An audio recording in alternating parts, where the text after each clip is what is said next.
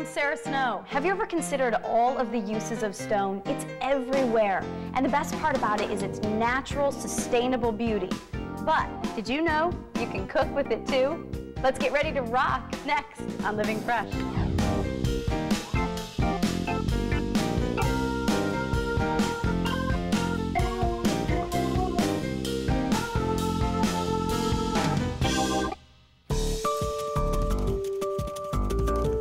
Today, as we explore rocks and stones and other earthen material, I'm going to start by making a stone soup.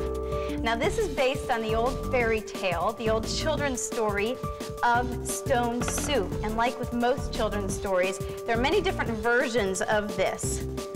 But they all involve a traveler who made his way into a village, and he was hungry and had nothing to eat. So he took his pot and he found some water, and that was all he had. And then he found a stone, and he took the stone, and with great flair, he pulled the stone out and put it into the pot. And he started stirring the stone. So people started coming around to smell the broth because they were all hungry too. It was a village that didn't have much. And finally, people came close enough and asked what was in the pot. And he said, I call it stone soup, but it sure could use some potatoes. So some woman left, and she went and got the only potatoes that she had left in her cellar. And he took those potatoes and he put them into the pot. And then he stirred his stone soup until someone else came by and said, what else do you need for your stone soup? And he said, well, this smells wonderful, but I sure could use some carrots. So someone went in and they found some carrots. And then another villager came by and said, I have some celery. Would you like the celery for your stone soup? So in went the celery. Now the stone is from my yard. I let that stone soak for hours in a good soapy hot water, and then I scrubbed it using a brush to make sure there was no dirt left on it or even chemicals that could have been hanging around. So it's a nice clean stone, and then of course the boiling water, the potatoes, the carrots, and the celery. Then someone else came by and he said, oh, it smells great, but I think it needs some more flavor. So someone went and found one lone leek from their garden. My leeks and potatoes came from my mother's garden, so I'm happy to be using these. I love cooking with leeks. Leeks are a little bit more mild, and they're sweeter than onions. They're surprisingly nutritious too. They have more vitamins and minerals than the same amount of onions.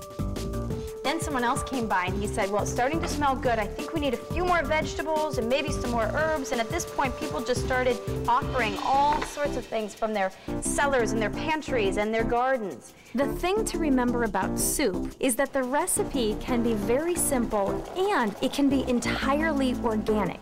All you do is heat water to a boil, add vegetables and herbs that you like, and don't be afraid to experiment. We'll give this a stir, and because I know that the stone is not actually magic with magic flavors in it, I'm going to add some salt and some pepper and some vegetable bouillon too to make it taste like a real soup broth. To make stock from just water, mix about ½ teaspoon of bouillon per cup of water used.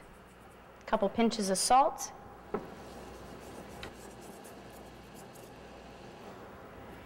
A few good cranks of pepper.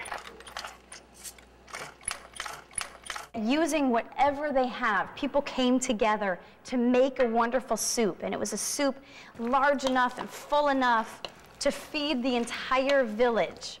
And that's the way I like to make soup when I'm making a soup, is to just sort of look around and see what you have and see what might look good in the pot, and once you have it going, smell it and see what else you think it needs. I think a little rosemary in this would be great.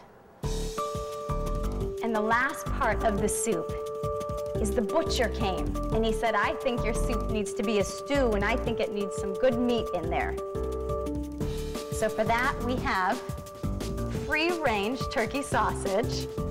It's already browned a bit. And my soup pot is now so full of vegetables that you can't even see the stone down in the bottom. I'll let my soup simmer for just a few more minutes.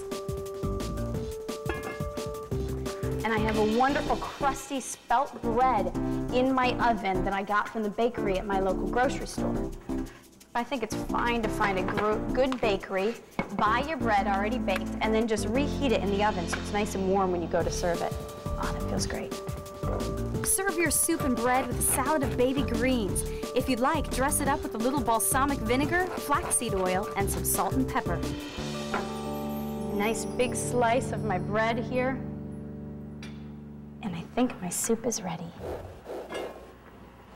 Nice full broth, lots of great vegetables in there. And of course, the stone that started it all. So the moral of the story for us today is look around your kitchen.